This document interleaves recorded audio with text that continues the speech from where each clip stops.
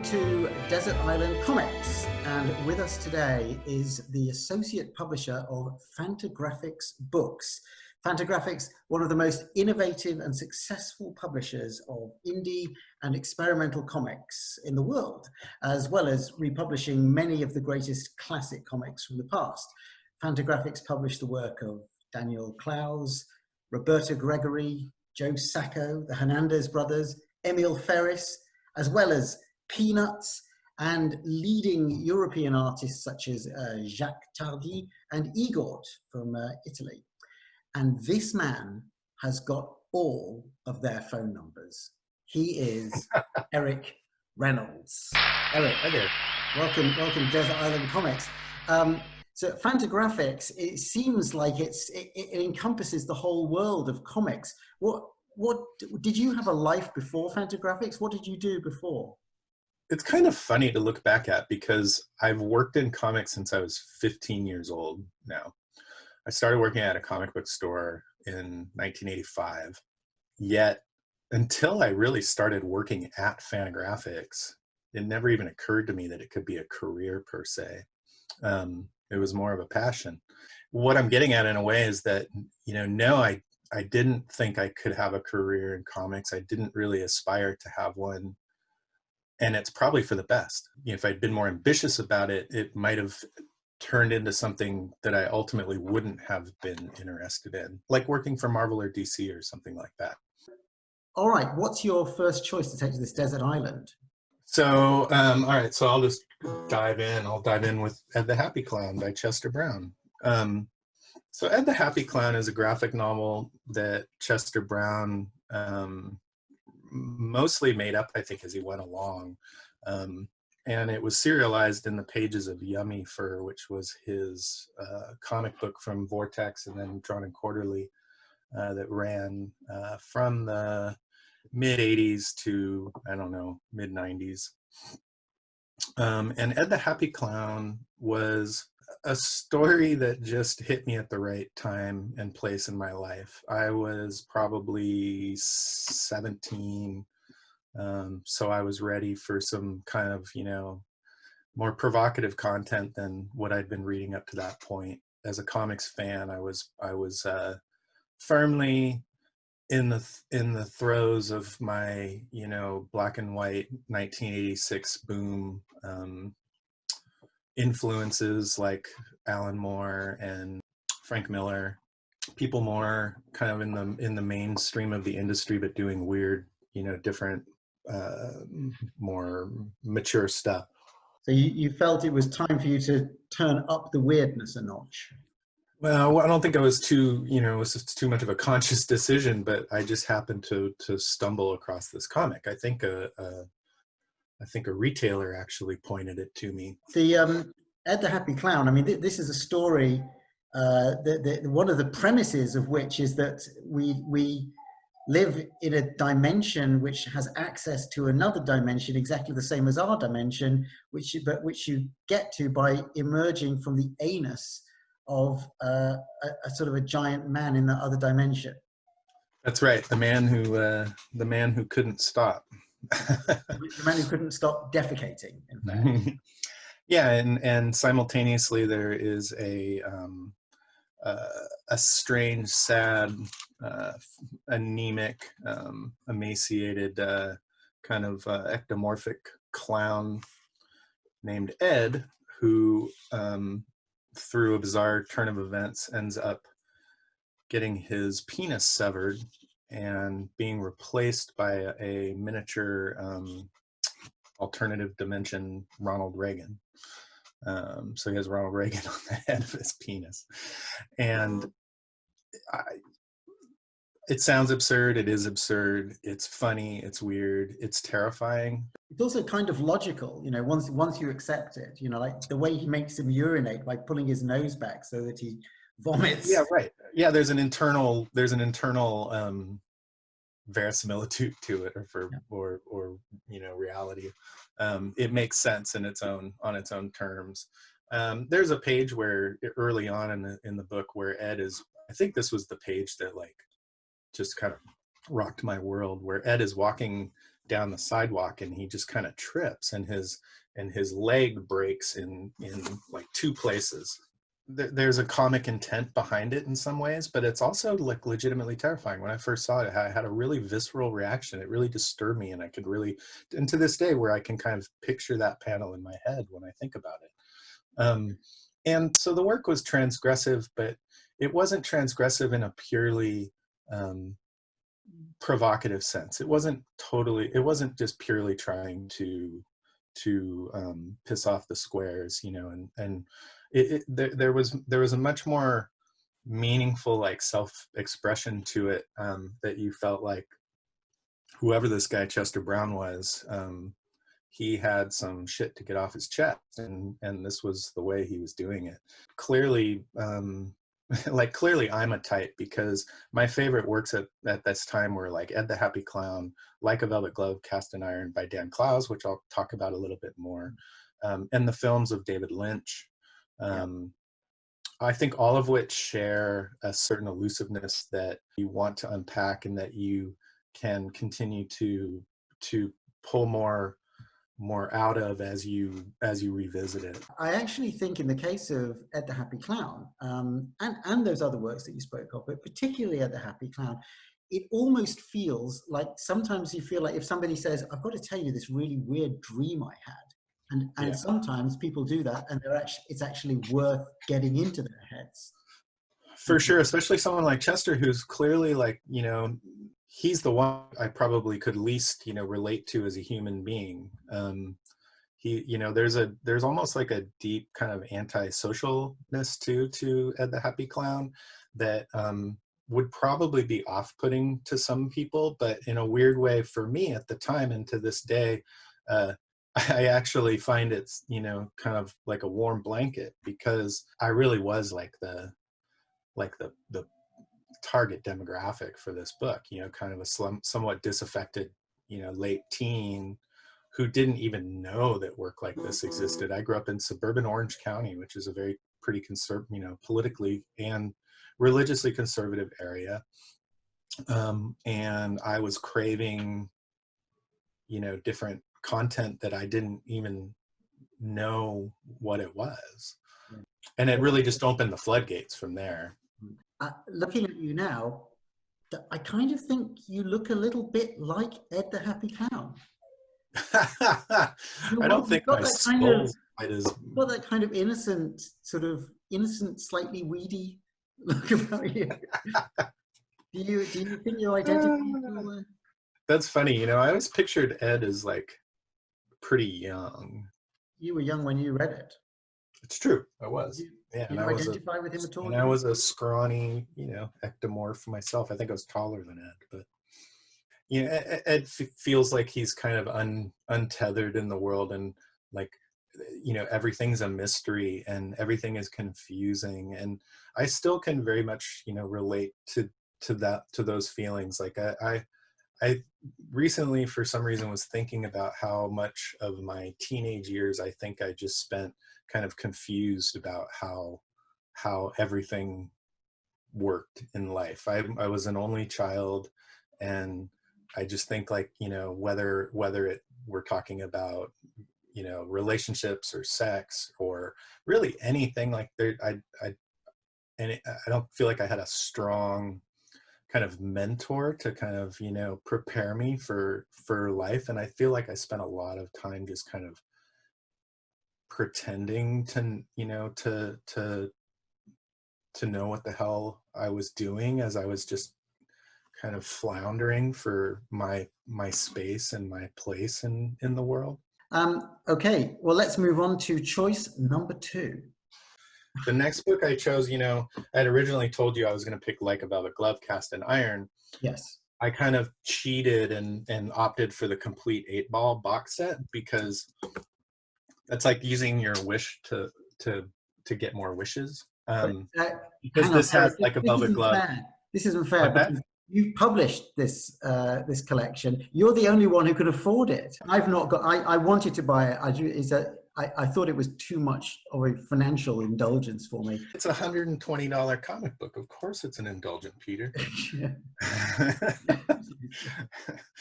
Um, And what does this contain? Tell us, what is this you've so this chosen? contains the first 18 issues of 8 Ball, along with some, added contextual matter and some new art. We don't know what 8 Ball is. 8 Ball was Daniel Clowes's comic book that ran from 89 to 2000 or so. And it was the comic that where he really found his voice as an artist. And you just see this world-class talent just coming into his own and just firing on all cylinders. And the Like a Velvet Glove story is another narrative, like Ed the Happy Clown, that's kind of fueled by a kind of internal dream logic. It's effectively a murder mystery thriller, but it's more about the journey than the destination. Would you say that it's Like a Velvet Glove is more genuinely actually frightening than Ed the Happy Clown? It is a little more sinister, maybe. Yeah, that might be a good word. But the great thing about Like a Velvet Glove and Black Hole and Ed the Happy Clown is they were all originally serialized in comic books. So you would only get, in each of their cases, maybe, 8 to 24 pages every 6 months or so of these long form works. And for me, every time a new issue came out, I had to go back and reread the other ones. So you would pick up on things that you'd forgotten the first time you read it, things that would reveal themselves only after you read a later chapter and went back and reread the earlier chapter, that you realize, for as much as these feel like kind of stream of consciousness narratives, there is a strict, internal logic to them that makes them so much more enjoyable. And every time you read it, you read one of these works, it's a little bit different. Anyway, that's the thing about 8 Ball that's important to me. I went to college in 1989, and the same year that 8 Ball started, and I was an English major. And the main thing I learned in college was how to develop a critical eye and a critical language. And 8 Ball was like the living embodiment of the standards I'd hoped to live up to.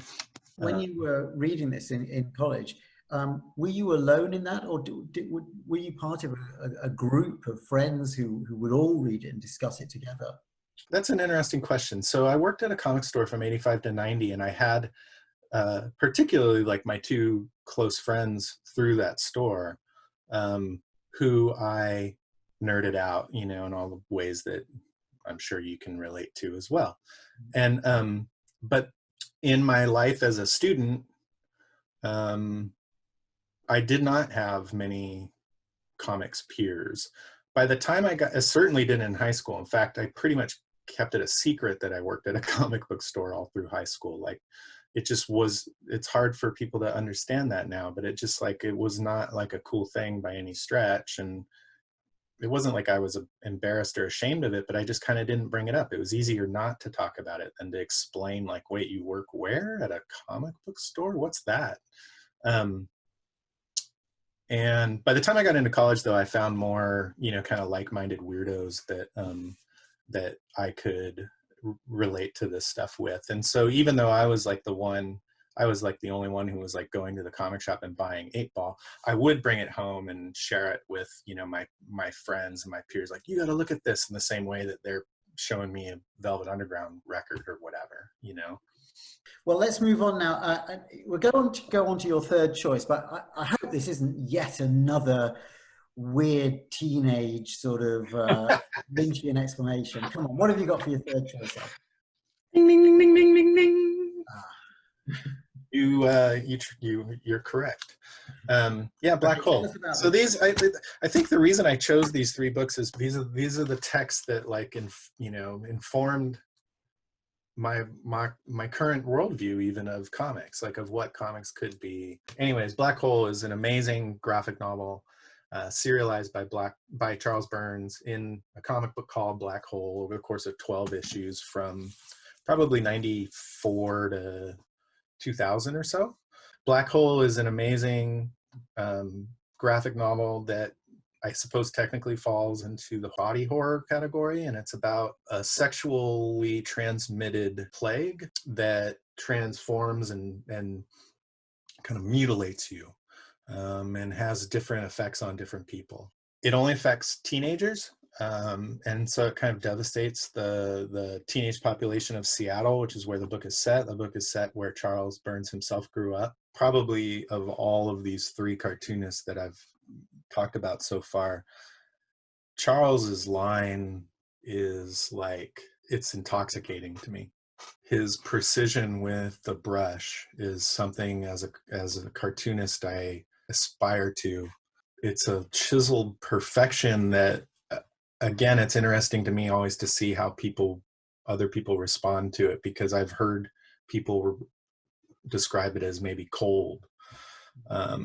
I don't see that at all. I see it as incredibly organic and beautiful, and I could just stare at his pages endlessly. That said, I think the story's fantastic, and I'm not joking when I say that every time a new issue of Black Hole came out, I reread the prior issues, so that by the time issue number 12 came out, I had read it at least 11 times. I reread the book every couple of years. I'll pull it off the shelf and just look at it, and the next thing I know, I've read the whole thing. It's a teenage story at its heart. It's a story about teenage ennui and the feelings of alienation.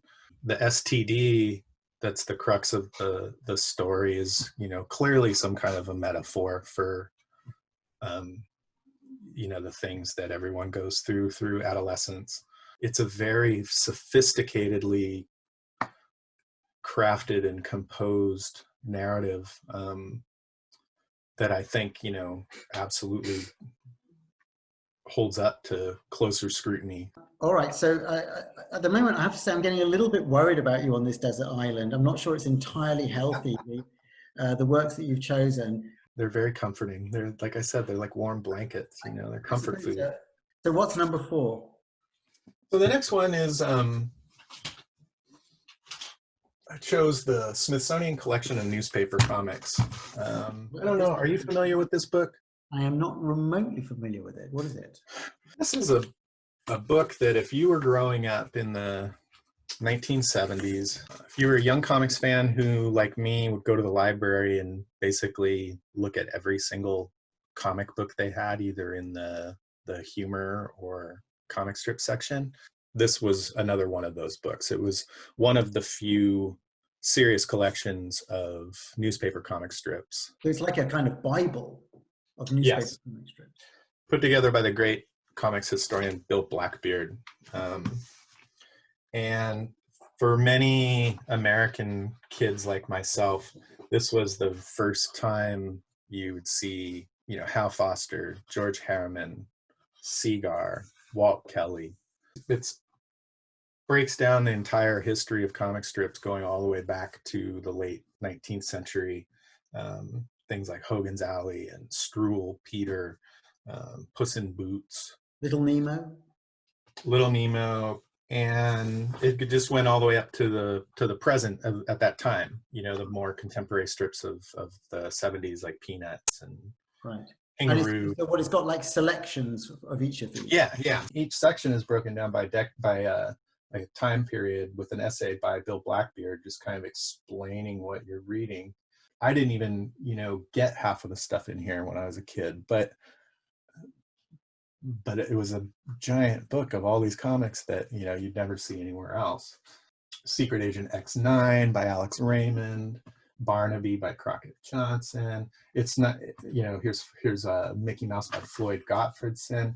So it's not even just focused on humor or adventure, but it also covers the more avant-garde stylists like Harriman.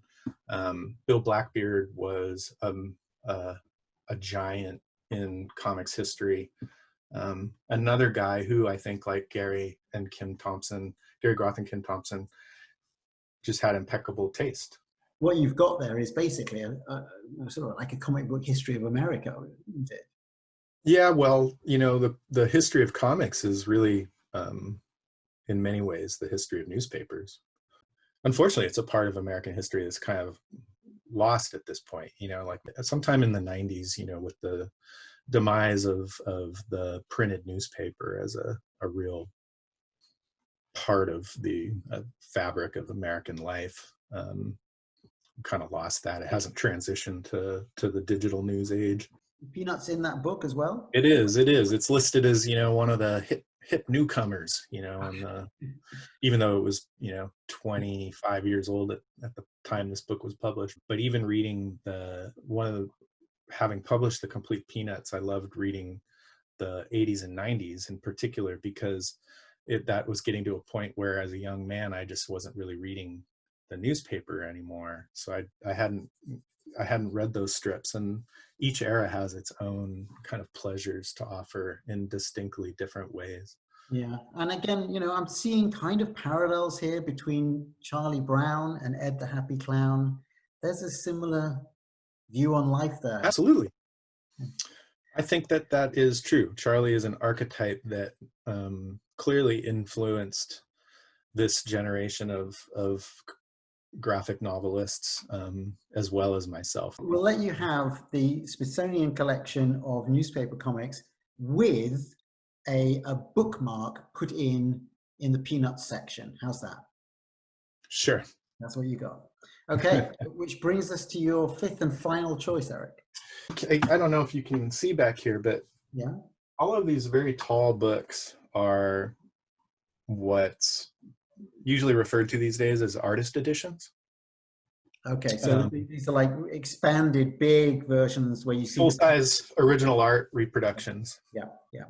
These books collectively are amongst my very favorite books over the last decade. What are you getting out of them? It speaks to how much I just get off on the original art, on the drawing, on the mark making. In this case, I chose, like, if I was like, oh, if I have to pick one, which would I pick? And I could have chosen any number, but I opted for the Mad Omnibus, original art omnibus. This is the Mad Artist Edition. This was from IDW. This is the pinnacle of mainstream comics craft.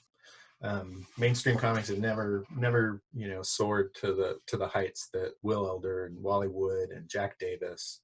So is this all early Mad, or is it from the entire lifetime of Mad? This is from the Kurtzman issues, the first 27 or so. But it's got Kurtzman, Jack Davis, Wally Wood, Basil Wolverton, Bernie Krigstein. I mean, you'll never find three more different artists than Basil Wolverton, Bernie Krigstein, and Harvey Kurtzman. Mm-hmm. And they were all working for the same magazine for a few years here. And Wally Wood, who might be, just the greatest illustrator in the history of American comics. Anyway, this is like having 100+ pages of historically important comics right in my lap. It's like you could never go anywhere to see this stuff until these books were made. All of those artists that you mentioned, of course, they all cut their teeth in the EC comics before Mad started as well, haven't they? Yeah. You published the EC collection, don't you? The classic collection as well. Yeah, we do. We're an EC licensor. I was going to say about that. You chose to publish that in black and white, despite the fact it originally came out in color. And, that's correct. As a reader of your editions, what I found is that the black and white really draws your attention far more to the quality of the art. Something that, I agree. Again, you're reacting to here with the same artist. Is that why you made them black and white? Yeah, there are a few different reasons, but that was a big part of it for sure. The color can sometimes, I think, undermine the delicate line work of those guys. These folks who worked at EC, I was going to say these guys, but there was also the great Marie Severin. So these guys and gals who were just phenomenally gifted cartoonists, and we wanted to let people see the work, in a way that they hadn't really been able to before. I was looking at those pages when you were just showing them then. Are you not tempted to want to cut out some of the pages and frame them? Yes, Okay. absolutely. In fact, for both, I've worked on Daniel Clowes and Ed Piskor and Charles Burns' original art books like this. And in each case, I saved a sheet from each book just for that reason. Like, I'd love to get them framed. You could hang them on a wall and completely convince most people that that they're original art, that it's not a reproduction. And that's the beauty of the books. Well, listen, that was a really interesting collection of books. You've kind of taken a journey through your selections from being this sort of weird outsider trying to understand the world to kind of looking back on that world and appraising it as an art critic and historian. What's your luxury item going to be? Have you thought about it? Oh, I totally forgot about the luxury item, but I would knew have to you were say gonna... it would be my acoustic guitar, probably. You got your acoustic guitar. That's fantastic. We need your favorite flavor of crisps or potato chips, as people refer to them. Do you know what? You've not thought about this either, have you? I'm not much of a chip person. I would say probably like a sea salt and vinegar potato chip. Something that like has, the tartness of it would like keep me from eating too many of them all the time. Sea salt is very appropriate for a desert island. Right. And do you remember the last thing you had to choose? Do you know, I'm sorry to put you on the spot, but I just think this is so interesting and so revealing, because everybody who's done desert island comics, they've conscientiously so far got their comic, they've got their luxuries, they've got their biscuits and their crisps and stuff. What this tells us is you only care about the comics. That's what and you know what? And I think that's absolutely fantastic. We don't need to explore any further. What was the last question? You are a man in the right job. What was the last question? The last one was a favorite flavor of biscuit or cookie. Oh, yeah. See, I'm not a huge cookie guy. That probably tells us more about the quality of chocolate in America than anything else. That could be true. Exactly. Thank you very much for your time. You're welcome. Thank you. Have a wonderful day. Ladies and gentlemen, Eric Reynolds. Take care. Good talking to you.